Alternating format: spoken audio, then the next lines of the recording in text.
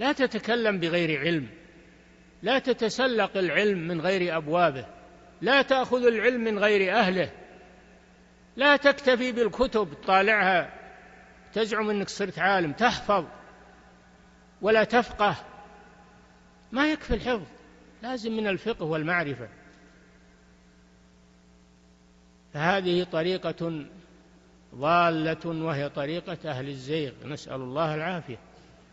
فعلى شبابنا وفقهم الله عليهم أن يهتموا بهذا الأمر، وأن يجلسوا إلى أهل العلم ويستمعوا منهم ويأخذوا العلم عن أهله، لا يأخذونه من أفهامهم ومن كتبهم ومن أشباههم من الذين لا يعلمون.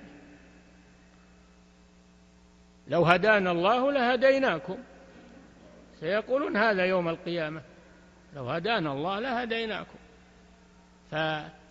فيا إخوان تنبهوا لهذا، تنبهوا لهذا، وفقنا الله وإياكم لصالح القول والعمل.